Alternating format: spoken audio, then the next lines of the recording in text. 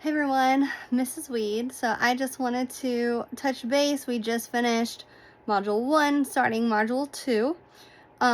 So first thing, grades are updated as of now. So I went through your discussion post and your first assignment.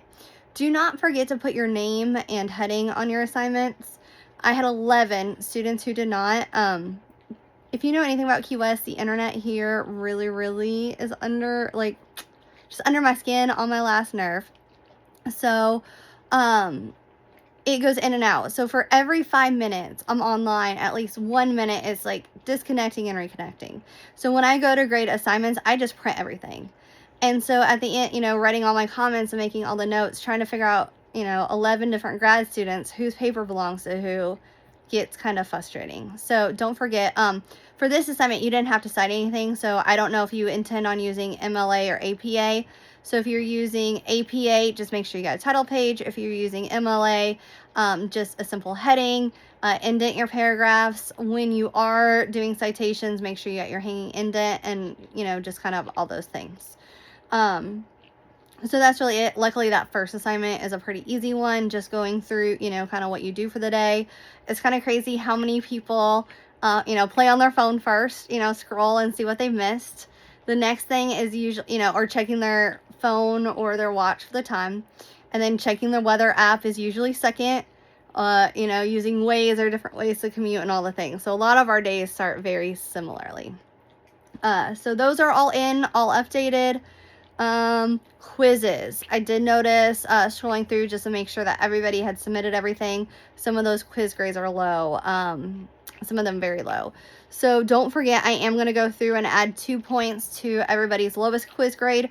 If we get down to the end and if it's going to make a big difference in your score, I have no problem, working with you to try and get those points back. So individually, I'll reach out to you and we'll figure out what we need to do to get you to where you're comfortable with your grade.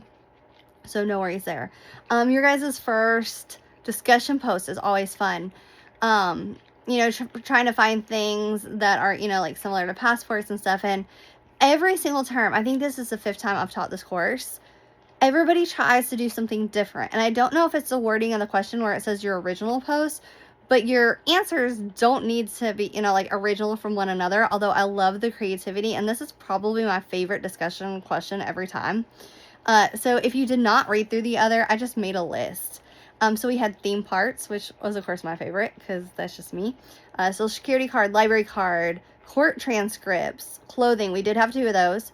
Driver's license, security system. Sometimes I'm like, how are they going to tie this in? And then reading through, I'm like, okay, I give you props. You did it.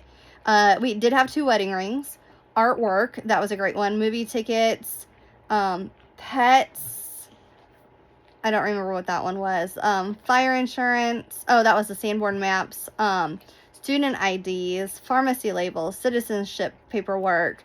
This one was from the student in Japan. So I'm sure I'm mispronouncing this, but the anamori, which are cloth amulets. Tattoos. Tattoos is probably my favorite one, and the one that I think is the most unique to every one of us. Cards, Constitution, social media, friendship bracelets, Girl Scout vest, and that one even had a picture.